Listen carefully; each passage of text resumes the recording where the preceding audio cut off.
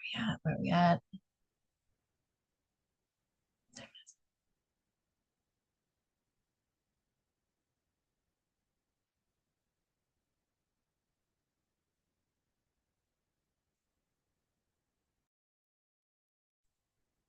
No.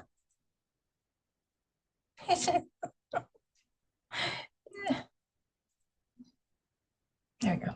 There we go. There we go. Get it straight. Okay. Okay.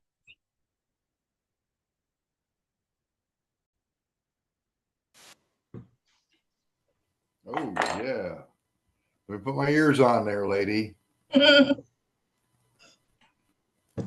right, there we go. What up? Nothing. What's up with you? Can you hear me all right? I can hear you. Can you All hear right. me? Yeah. I just got this new webcam, specifically because I need a webcam, but you kind of like forced the issue because Oops. you. That's all right, though. Do you like Yeah. it? It works. Hang on.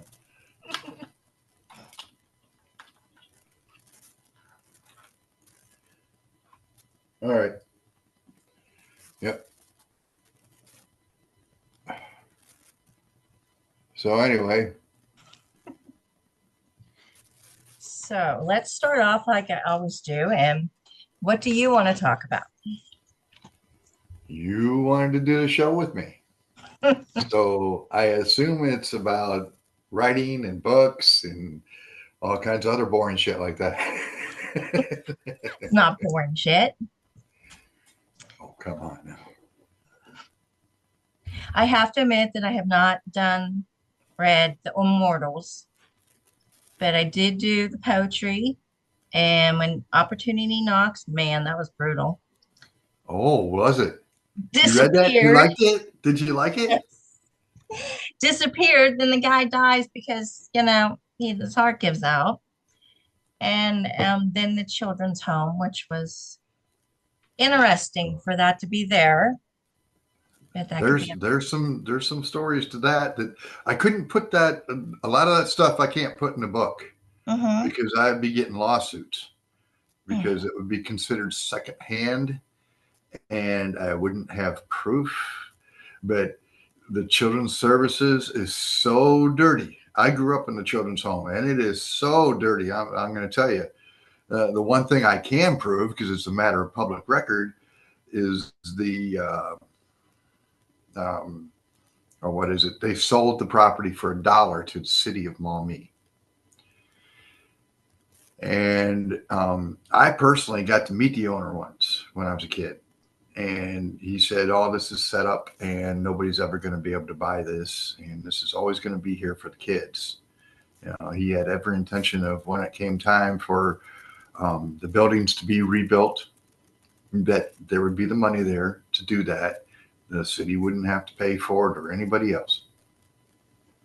And the sexual misconduct by the adults uh, and children, you know, the a lot of this, it's just, dude, it gets dark. You said in your book that it's a high rise now, A what? a tall building now, a apartment building or something. No, no, no, no. It's got a bunch of condos. That's it. I'm sorry. Here, the condos are separate. Mhm. They have two houses to a unit, and there's a bunch of those that's on the property now. The tunnels are still there under all that. Nobody even knows. Oh, Um, wow. I do not know where it is. Supposedly, there's a cemetery now on the property for the unknown dead. Hmm. Um, During the time that I stayed there, and after and before that, there was a few cottages that were haunted. Uh, I never witnessed that.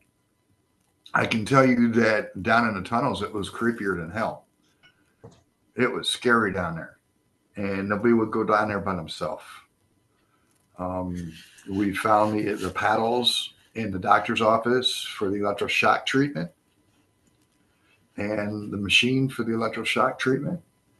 Um, there's a swimming pool on the land. I never knew about it when I was there. The insane asylum, by the time I got there, was not open. At least they said it wasn't open. So I never dealt with. We knew of the special needs kids that needed to be there, and that's not what we called them back then, but we'll call them that now. And those kids, we never saw them. Once in a great while, we might see them. And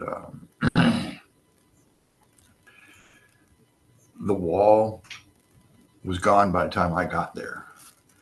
But there was a 10-foot wall around 100 acres, went from the river all the way around to the river road and all the way down the river. Um, and then you had to go underneath the road. There was a tunnel to go underneath the road that went to the gymnasium and where they held functions and they did the gym stuff. The kids were just always be never seen. There's a bunch of rich people that used to live around there. Some of them still do. And they never wanted anything to do with the kids. And so the kids went to school on the property until the 70s when they went to Maumee Public Schools. And that's what I did. I went to Maumee Public, Maumee High School. Um,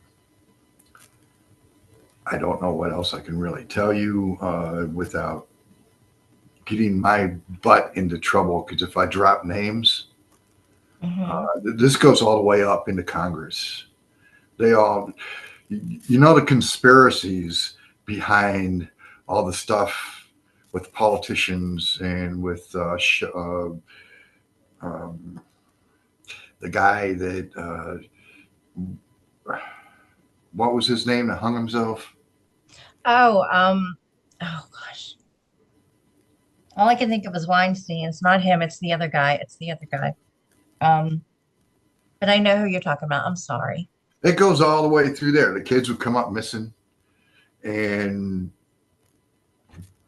you know, the story from the kid that would be a bunkie is, well, they came in and got him, but everybody would say the kid didn't know what he was talking about.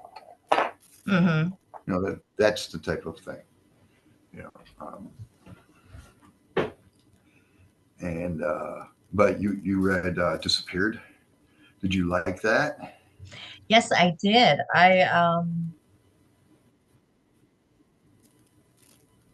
I can see it going a lot farther. I mean, like there's like worlds and worlds out there just waiting to be tapped with that book. But I do feel bad that the guy, Um, died. I actually drew it out as long as I possibly could. That book was actually that story was actually painful for me to write. Uh, a lot of the stuff that I mentioned in there about perpetual motion and how the UFOs fly and Hmm. that's absolutely true.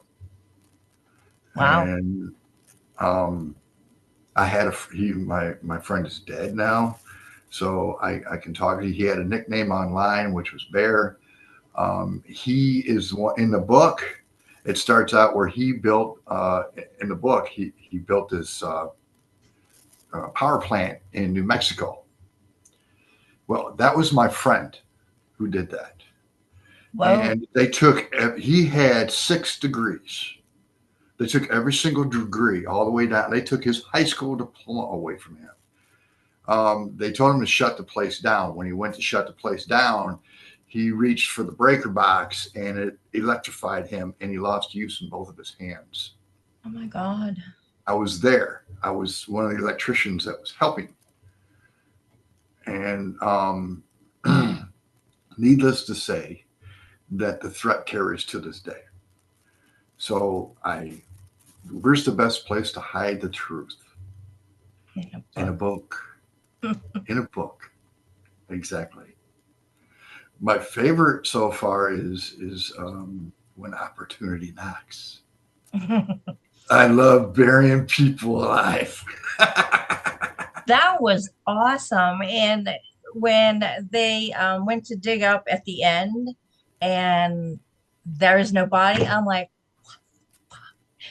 and Oh yeah, I got you with that one, didn't I? you did, you did. I thought he was had. I really did. And then he tells her, no, they did the wrong grave. And I'm like, oh yeah, that was good. I based that on the cemetery that's not too far, probably a mile and a half away from me. Hmm. It's the Walbridge Cemetery, and they did move that cemetery. I don't know that it was Indian land, I don't, or burial, but I Hmm. came up with my own reason that they moved the cemetery and put the houses there. Um, and in the story where she fell through the floor, that's almost what happened in my. That's what that little reservoir deal. That's where I got that from. Is what almost happened in my house.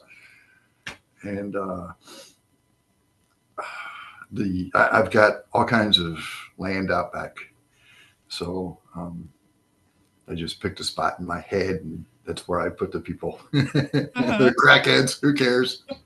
I mean, Everybody's more worried about the dogs than the crackhead. yeah, yeah, man.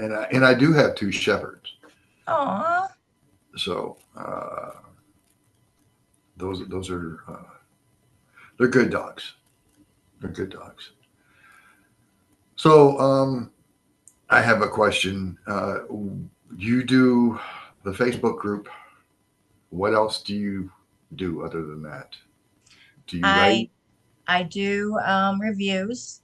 I under Robin's review, and I do them all over the place. I do reviews through a couple publishing companies, and yeah, I do kind of write. Oh, do I? Am I going to be getting any reviews? Yes, of course, I will. I've read your books and I love them, so yes, I will definitely be reviewing them. Okay. It Yeah. it's You blew my mind when you said you bought all my stuff, and I'm going, oh wow. it's the least I can do. You're letting me interview you, and I'm so glad I did. They were so good. Well, thank you for the compliment. I don't hear that often, from someone who is a reader. Um, so, I don't know. I mean, what can I say? Thanks. Um, no, I know I'm going to be on vacation, so I'll probably hit the Immortals next for that time. Now that I That know which one's Immortals, which. Immortals Among Us, I started it in '98, Oh wow. and life happened. And I finished it around 2005. But yeah, life happened. So, I did a piece there and a piece there. I mean, I lived in Sedona for a while, so I sat on the side of one of the mountains Mm, and wrote. I hand wrote it because at that time yeah, you the didn't. computer. You don't go hiking with a laptop that weighs 20 pounds. And at least I don't. So that was some of that was done on the side of Cathedral Rock, and it took it sat there and sat there and sat there and sat there. And then I attempted to publish it, and Create Space screwed me on the way I published on the book. Because I had my wife at the time, she edited it and she did an awesome job. But when you submitted it to Create Space, it kept sending you back. You'd pay for author copies, and Hmm. it send you back the stuff that you just tried to change. Hmm. So it sat and it sat and sat. And when I met, I've known Jen for a while, but and you know who which Jen I'm talking about. Memento, I guess is her Yes, last name. yes. Used to Yes, be folk. Yes, mental. yes. I've known her for years and years and years and years, but it's just, hey, how you doing type of thing. Mm-hmm. I don't know her. So we know each other, but she said I met her in a crystal shop over on the east side of Toledo. And she said she's an author. And I said, I'm an author. She says, I'm published. I said, well, I'm not. She says, now you are. She hands me Dee's card or a way to get a hold of Dee. Mm-hmm. So I get a hold of Dee and I get my publisher. And lo and behold, it's a zombie publisher. You know, she likes all this dark Mm-hmm. horror zombie stuff. So I give my hand at writing um, Immortal Apocalypse and continuing, thinking I'm going to do three of them, but I'm not. I'm only doing those two books.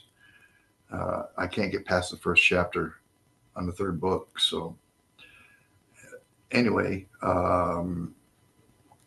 so Immortal Apocalypse is a continuation of Immortals Among Us. And I kind of wish that I had put everything into just one book, because after it was done and submitted and I read it and all this kind of stuff, I said, well, this could have just gone in the end of the other book, because it's written in a way that you assume Mm-hmm. that I assumed you already knew what was being talked about some of it. And so you got to read the first book first. That's why I said, wait. Yeah. You're not going to know what's going on. Wait. Um, and then, I threw the two main characters in my time travel book, which is based around the Toledo area. And that was published. And I put the two main characters in Immortal Apocalypse. And you find out who those characters actually are. Um, in the time travel book, all this stuff, all the places in the time travel book, uh, called Twisted Life, Time Slips, Reality Shifts, and Aliens. That book is very interesting because the Secor Hotel and the Commodore Perry Hotel are real. Um, they gutted the second floor of the Commodore Perry because of the ghost activity. The Secor Hotel, they changed it around, and ATT used to own it. And the second floor of the Secor Hotel was their main stay for ATT at the time. They completely gutted this gorgeous ballroom that Mm-hmm. was on the second floor because of the ghost activity. And and then you've got the Collingwood Art Center, which is known to be haunted, and they even use that for an attraction to make people come out several times a year and tour the building. Um, so, and it's a fun place to hang out. I love going over there to the Collingwood Arts Center and hanging out. I take my grandkid all the time. We go hang out there. Um, and and ghost stories and paranormal nightmares. Uh, that is my house. This house right here, it's haunted. And the one story where the guy cuts his head off with a chainsaw is right down the street from me, probably 400 feet. Whoa. Yeah, and then there's one where the pub, the village pub, is like 6 or 7 blocks away from me, and so I throw a lot of real stories in there. The kid who got killed with the train tracks is probably 300 yards away, and but there's a lot of made up stuff in it too. So you can decide what's real and what's not. I'll be texting you saying, hey, is this real or not? Don't pull my leg. Let me know. And I just say, did you read it all yet? Well, I'm not telling you. I can't tell you until you're all done with it. Otherwise, it's spoilers. You So wrote a poetry book, but that is, yeah. more lyrics, you said. If you do, you like folk music? Um, what do you consider folk music? What I do, I used to, I used to have a CD out even, and that's just the lyrics to some of the songs that I wrote. Like Samhain and the fairies and that kind of folk. Fairy Lullaby I wrote for my granddaughter, Oh, and you can find that on YouTube. Um, you can go to my SoundCloud and hear all my stuff. It's free, and that my voice sucks. So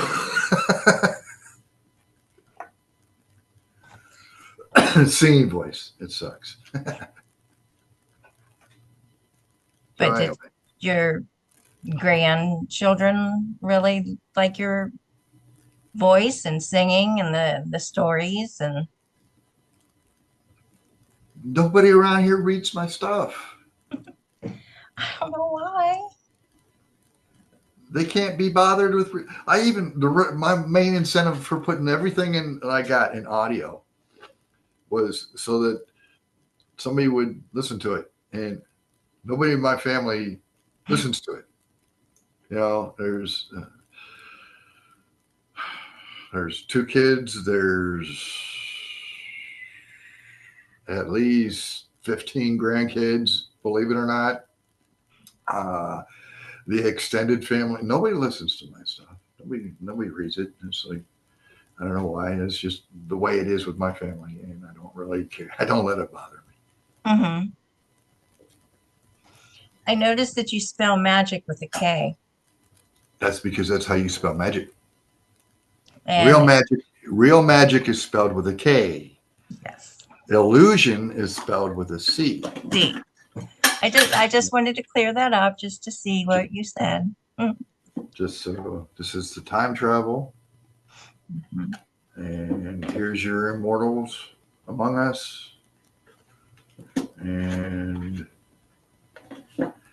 immortal apocalypse, which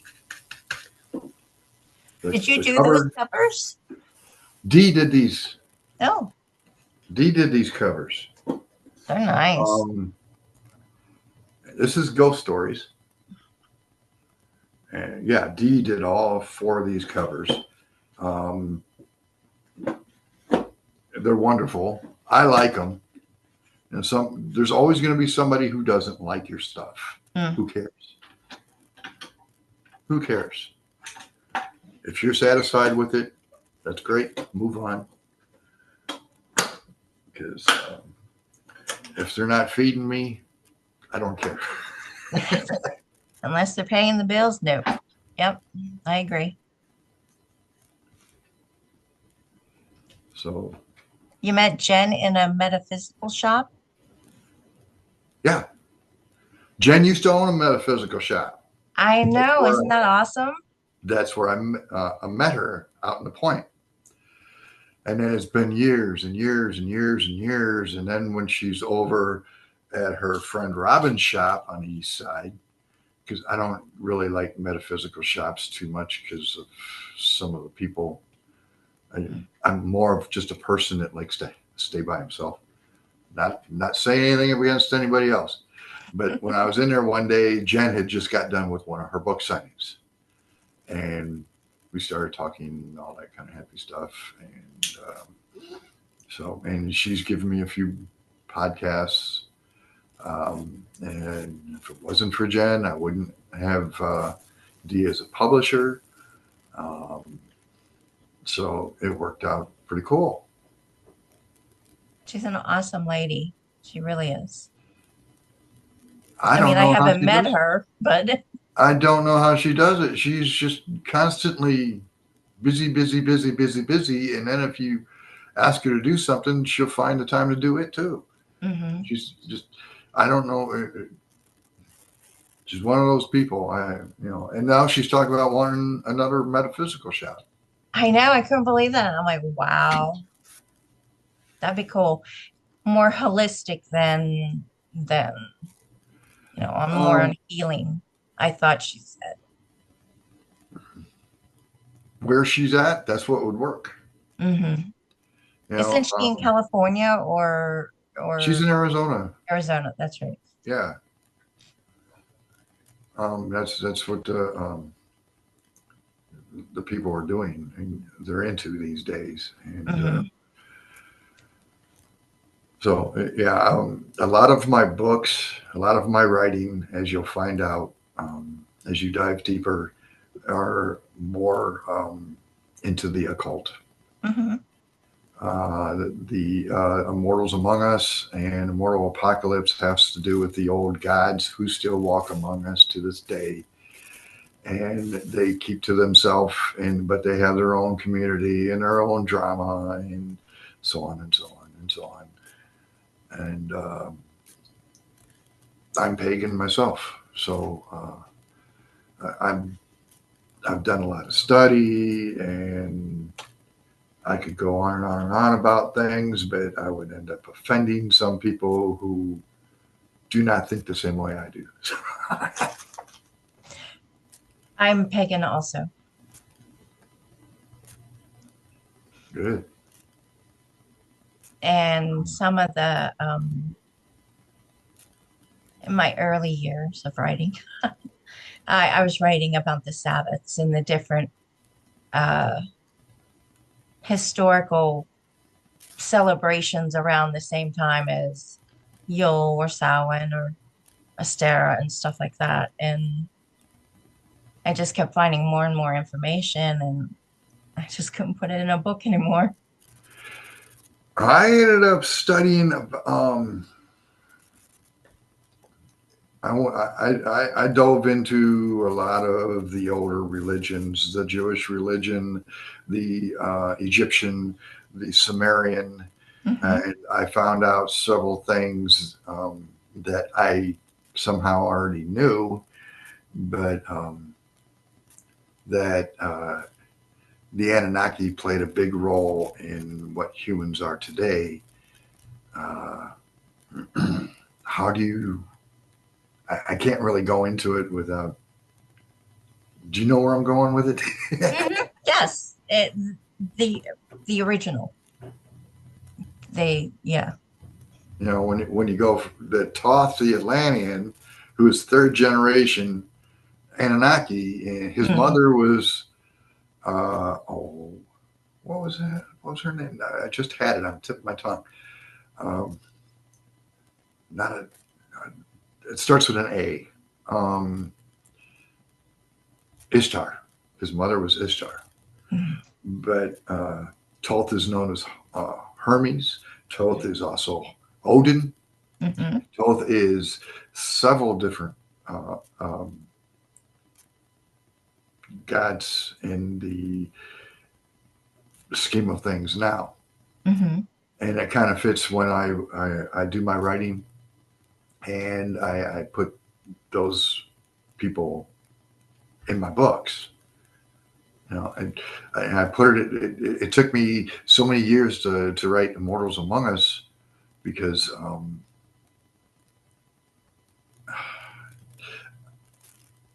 there are things I could say and things I couldn't say, and there are things that I could say. I just had to figure out how to say it and how to implement it. Hmm. Because as you start Immortals Among Us, he doesn't seem who you end up finding he is at the end of the movie, at the end of the book. And anyway, until you read it, Jen I loves that book, by the way, or Oh she said yeah. she did. She said she did. Well, I'm excited because I know I fell down the rabbit hole of Ishtar and Sumerian, and and the names just were changing, but were the same person, the deity, God. And that just blew my mind years ago. And I'm like, wait a minute. Well, when you find out, it's essential, in my opinion, to find it out. Not to make this a religious thing, I'm but sorry. I'm sorry. I find it when fascinating. you find out what source is, Hmm. and when you find out source is source, the creator, the it's everything there is. You're dreaming, I'm dreaming. Everybody's dreaming. You never left source in the first place. You're Hmm. sleeping and you're dreaming. And when you wake up, you're still there with source. That's basically the truth. Uh, That's amazing. um, a God, source is that way. Source cannot be judgmental. Source cannot be make rules. Can't say this, that, because then source doesn't get what source needs. And source needs to experience everything that it can possibly experience.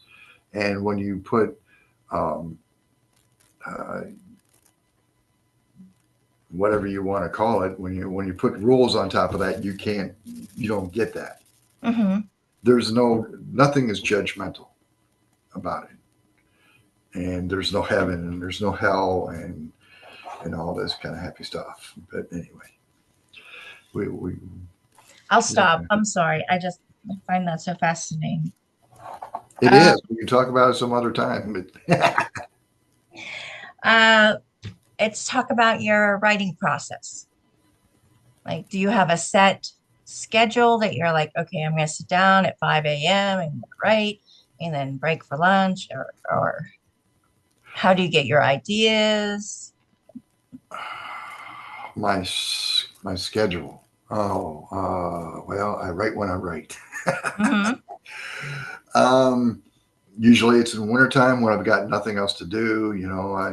I got the house clean, and it used to be Kelly was at work, my wife was at work, and the kid was at school, and I could sit down in the morning and from 8 o'clock, 9 o'clock in the morning until noon, 1 o'clock, and I could just write every single day.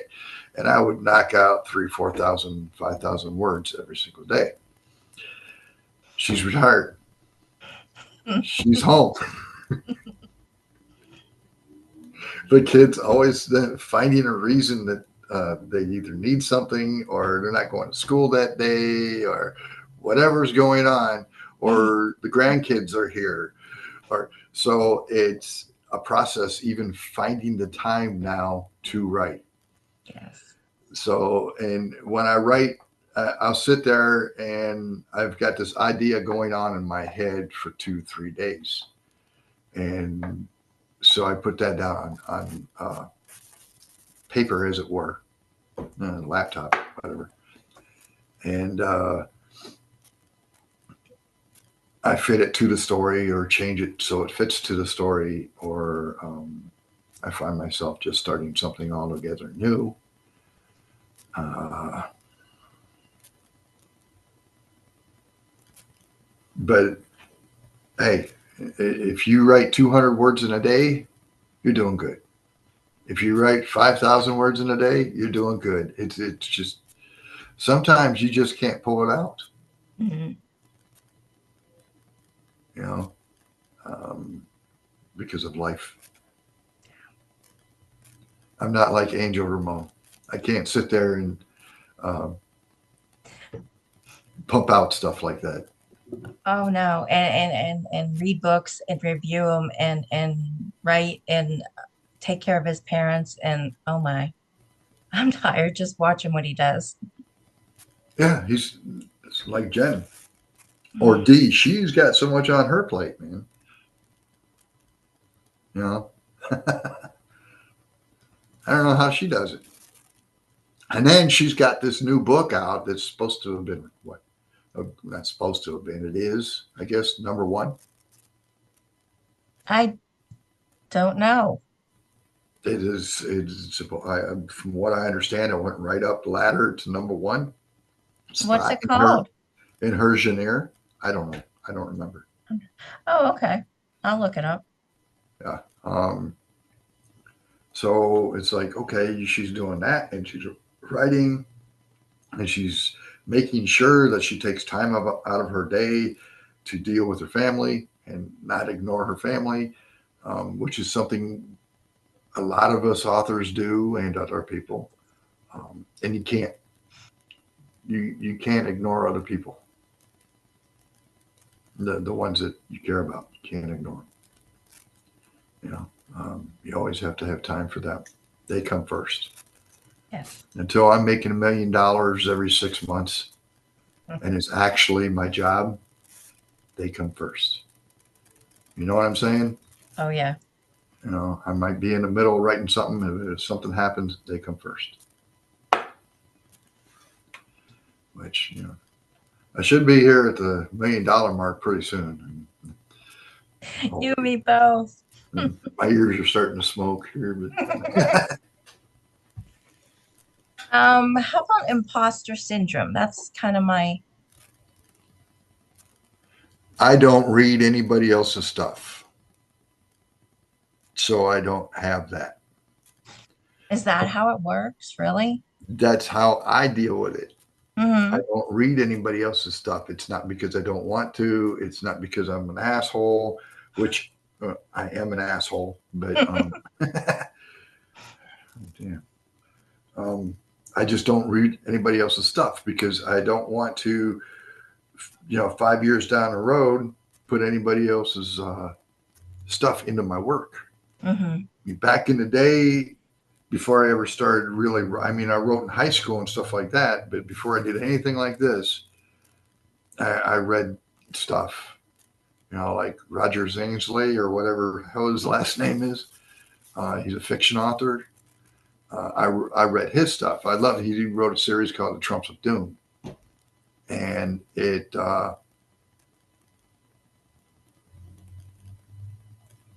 basically, I don't know, it was awesome. The whole series was awesome. But yeah, I just don't read. Couldn't it be said the same for television, though? Movies and TV?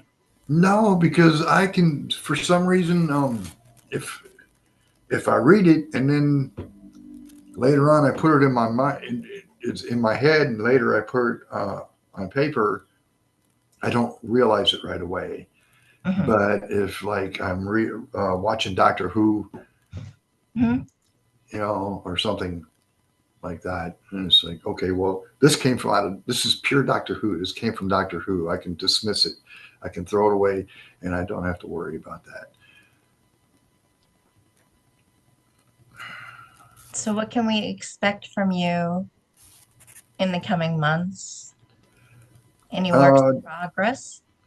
these short stories like Opportunity Knocks and Disappeared, those are going to be going into um, a nice thick book Mm. so that all those stories are in there at once. Um, I don't really know where I'm going to take it after that. So there you go. I like big books. So, if everything's all in one, I like it. Cool. Well, what do you write? I some pagan children's books I've been working on. Um, children's book for my granddaughter when she was born. Some pagan Sabbath books, and I started writing a thriller, and then it kind of went to a horror, and then it went to science. I don't know what the hell it is. It has lots of stuff in it, and it's a bunch of bullshit. Dissect it and use it for a couple of different stories or something. I'm gonna have to do that. That's a good idea because it doesn't make any sense altogether.